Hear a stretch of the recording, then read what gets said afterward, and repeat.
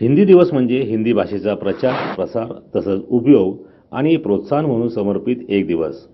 14 September 1949 या दिवशी संविधान सभेनं एक निर्णय घेऊन हिंदी भाषेला राजभाषेचा दर्जा दिला. यानिमित्त नाशिकच्या हिंदी प्रसारिणी सभेतर्फे महाकवी कालिदास कला मंदिरात अखिल भारतीय कवी संमेलनाचं आयोजन करण्यात आलं होतं.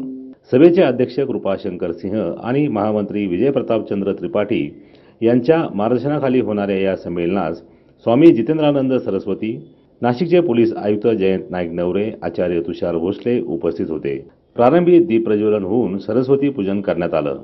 त्यानंतर सभेचे अध्यक्ष कृपाशंकर सिंह आणि महामंत्री विजय प्रतापचंद्र त्रिपाठी यांच्यासह उपाध्यक्ष प्रल्हाद सिंह, मनीष मिश्रा, कोषाध्यक्ष नागेंद्र बहादूर सिंह, सहसचिव रामप्रकाश सिंह, विश्वस्त विद्याभास्कर दुबे, जनार्दन सिंह, संतोष तिवारी, सुरेंद्र मनी त्रिपाठी, कैलास सिंह, शिवधनी सिंह यादव, अरविंद कुमार पाठक, अमरजीत भारद्वाज यांनी पाहुणे आणि नामवंत कवींचे स्वागत केले.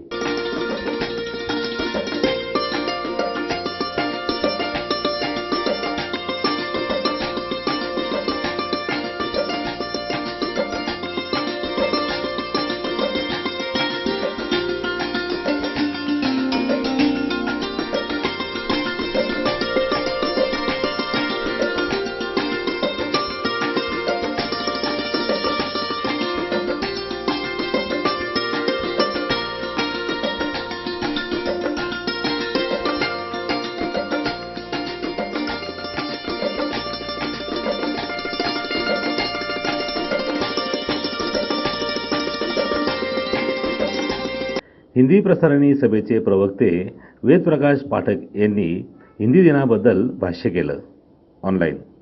ऐसे ही हमारे इस भाव अभिव्यक्ति को पूरे राष्ट्र में जहां ब्लिट्ज जैसे अंग्रेजी पेपर, जहां विदेशी आक्रांताओं ने उर्दू जैसे पेपर, जहां अंग्रेजों ने अपनी भाषा के पेपर, यहां तक कि कहा कि अगर अंग्रेजी में सिर्फ 26 अक्षर, मात्र 26 अक्षर, उसके बाद स्वर व्यंजन पांच स्वर हैं, 10,000 स्वर हमारे कंठ में हैं, सहस्त्र स्वाद हमारी जीवा में है, अनंत विचारधारा हमारे मस्तिष्क में ब्रह्मांड के इतना है. इसमें 26 अक्षर लिख पाने वाले अंग्रेजों ने कहा कि अगर भारत में तुम अंग्रेजी नहीं सीखोगे तो तुम्हें नौकरी नहीं मिलेगी. नतीजा आज आपके सामने है.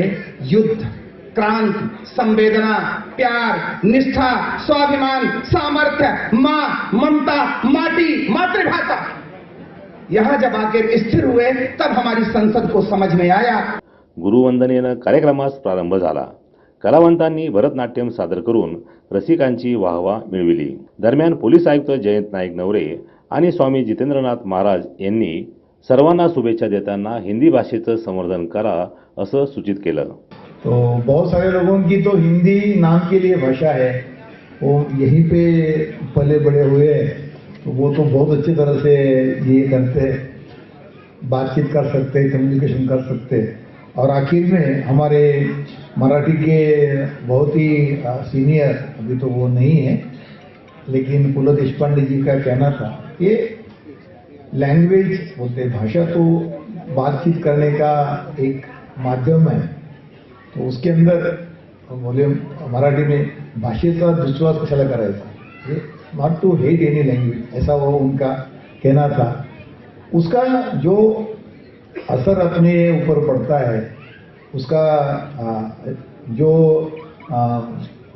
पर्याय मिलता है, वो पर्याय इतना अच्छा नहीं है. जैसे आप लोगों ने बताया, ये पूरे भारत में, पूरे हिंदुस्तान में ये भाषा बोली जाती है, समझी जाती है, और बहुत सारे माध्यम हैं जिसके कारण ये फैल रही है. और गवर्नमेंट ऑफ इंडिया, भारत सरकार का भी बहुत बड़ा उपक्रम है. इस देश के लिए, हिंदुस्तान के लिए भाग्य के निर्धारण का वर्ष है. मैं यह बात इसलिए नहीं कह रहा, अभी कभी लोग मंच पे नहीं आए, उसमें से एक कवि ऐसे हैं कि जिन्होंने संस्कृत में पीएचडी की है, ज्योतिष के अच्छे विद्वान भी हैं, लेकिन कविता हास्य रस्ती करते हैं. लेकिन उनसे स्वयं पूछ लीजिएगा, डॉक्टर अनिल चौबे से, वो जब मंच पर आएंगे तो कि आगे 7-8 वर्षों में होने वाला क्या है देश में। 1.5 अरब आबादी दुनिया की समाप्त होगी। कोरोना ने अपना थोड़ा सा रूप दिखाया है। कोई भाषा किस लिए आवश्यक है? सिर्फ इतने के लिए कि कोई भी उपराष्ट्रवाद राष्ट्रवाद के लिए घातक होता है। राष्ट्रीय एकता और अखंडता के लिए खतरा होता है। और जब हम यह मान लेते हैं कि हम मराठी हैं, हम बंगाली हैं, हम तमिल हैं, तेलुगु हैं, कन्नड़ हैं, अपनी भाषाओं के प्रति मोह अच्छी बात है, लेकिन कोई एक ऐसी भाषा, इस देश में किसी न किसी को राजभाषा तो होना ही था। आणि यानंतर रसिक श्रोत्यांच्या उत्स्फूर्त प्रतिसादात कवी संमेलनास सुरुवात झाली। डॉक्टर दिनेश बावरा यांनी हलक्या फुलक्या शब्दात सूत्रसंचलन करीत प्रेक्षकांना हास्यरसाची मेजवानी दिली। का उन्मान किसने लिख दिया? ये मेरे चेहरे पे हिंदुस्तान किसने लिख दिया? 40 साल बाद ये हिंदुस्तान कहीं न कहीं हमारे गोंडवी साहब को मिला तो उन्होंने लिखा भुने काजू प्लेट में विस्की गिलास में उतरा है रामराज विधायक निवास में। 50 साल बाद ये हिंदुस्तान उर्मिलेश को मिला। उर्मिलेश जी ने लिखा केसरिया हिंदू हुआ, हरा हुआ इस्लाम, रंगों पर भी लिख दिया जात धर्म का नाम। 60 साल बाद ये मंच, ये कविता, ये हिंदुस्तान कहीं न कहीं हमारे एक कवि को मिला। उन्होंने लिखा कि मंच जब से तेज नारायण ने लिखा कि मंच जब से तर्सदायक हो गए, तोतले भी गीत गायक हो गए, राजनैतिक मूल्य कुछ ऐसे गिरे, जेब पे तरह के बुलायक हो गए। और 70 साल बाद हिंदुस्तान ब्रिजेश शर्मा को मिला तो उन्होंने लिखा ब्रिजेश जी ने लिखा कि धरा बेच देंगे, गगन बेच देंगे, कली बेच देंगे, सुमन बेच देंगे, कलम के सिपाही अगर सो गए तो वतन के सिपाही वतन बेच। कवयित्री डॉक्टर अनामिका जैन, डॉक्टर कविता तिवारी, कवी डॉक्टर अनिल चौबे, डॉक्टर रजनीकांत मिश्रा आणि भरतसिंह ठाकूर यांनी सामाजिक, राजकीय तसंच सामाजिक विषमता, महिला आदी विषयांवर टिप्पणी करीत दर्जेदार कविता सादर केल्या। ठिकाने से रहे ना तुम तो सारे ठौर ले लेंगे। क्या बात। ठिकाने से रहे ना तुम तो सारे ठौर ले लेंगे। दिया था जो भी जिन्ना को वो सब कुछ और ले लेंगे। दिया था जो भी जिन्ना को वो सब कुछ और ले लेंगे। अजी कश्मीर को छोड़ो कुछ अपना भी बचा लो तुम। अजी कश्मीर को छोड़ो कुछ अपना भी बचा लो तुम। जब गुजरात का आया तो फिर लाहौर ले। क्योंकि खोखले रिश्तों का मोल हो जाता, जाति धर्म भाषा का भेद खो जाता। जैसे हम आप यहाँ मिलजुल के बैठे, काश इसी तरह हमारा ये देश हो जाता। वाले आ गए बाबा, अब समझे बाबू यूपी में काबा। बुलडोजर वाले आ गए बाबा, अब समझे बाबू यूपी में काबा। साइकिल पंचर, पंजा है घायल, हाथी के पैरों में पड़ गई साकल।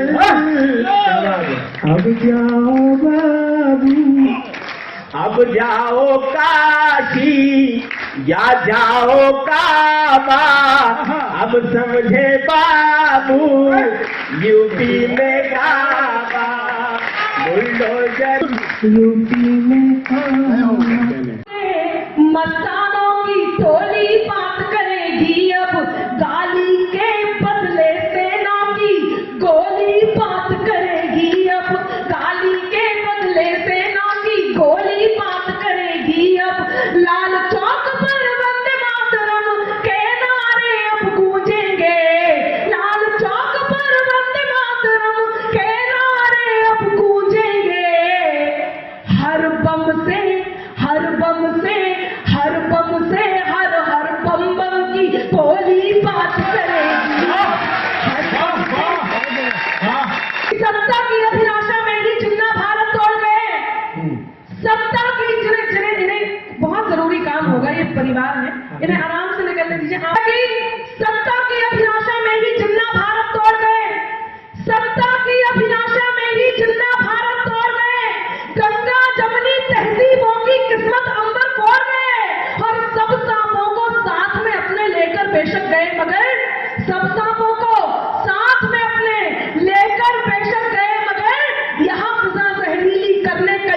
उन्होंने छोड़ गए। जिम्मेदारियों का बोझ परिवार पे पड़ा तो ऑटो रिक्शा ट्रेन को चलाने लगी बेटियां। सुने बेटी जिम्मेदारियों का बोझ परिवार पे पड़ा तो ऑटो रिक्शा ट्रेन को चलाने लगी बेटियां। साहस के साथ अंतरिक्ष तक भेज डाला, सुना वायुयान भी उड़ाने लगी बेटियां। सुना वायुयान भी उड़ाने लगी बेटियां। और कितने उदाहरण ढूंढ कर लाऊं, हर क्षेत्र शक्ति आजमाने लगी बेटियां। हर क्षेत्र शक्ति आजमाने लगी बेटियां। वीर की शहादत पे अर्थी को कांधा देके अब शमशान तक बता के हाथ।